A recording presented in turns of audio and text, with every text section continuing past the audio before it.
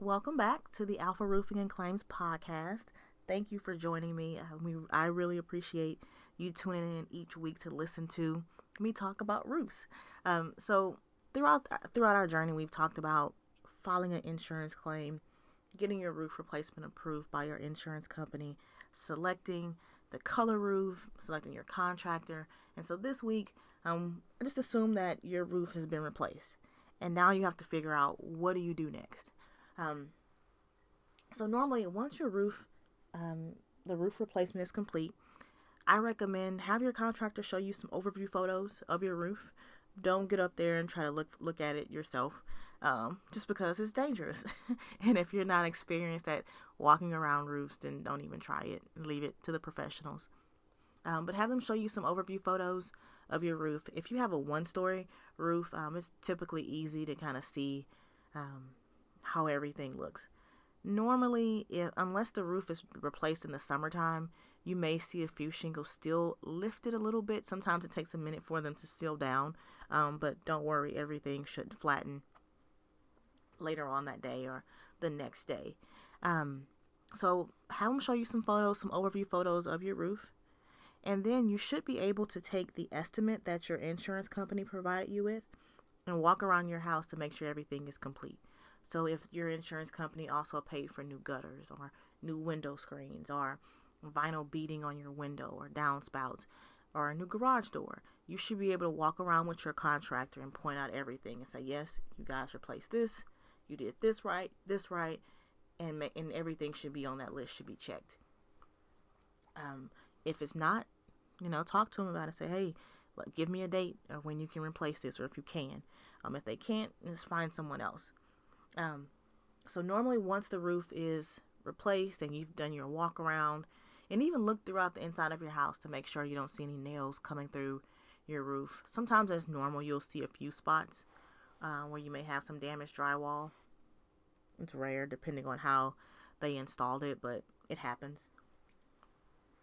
Then you have to pay them their remaining depreciation. So your contractor should provide you with an invoice of and their invoice should equal the replacement cost value of the insurance estimate. Now, here's where it gets tricky. If they charge you less than the replacement cost value on your estimate from your insurance company, you may not receive the full depreciation. They will reduce that amount depending on how much you were actually charged. But if your replacement cost value and your contractor's invoices are the same, you should get your full depreciation back on your claim. Okay? Now, all you have to do is take a copy of that invoice, send it over to your insurance company, and then they will send you that final depreciation payment back. And that's normally a quick process. Some insurance companies, it may take a week or less. But just make sure it's a full invoice with the total dollar amount that you were charged. And then once you get that final payment back, then you would pay it directly to your contractor.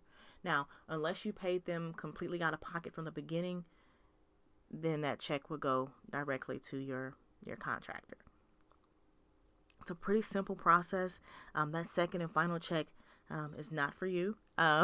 We've had conversations before where people are like, hey, that's my money. That $20,000 check is for me.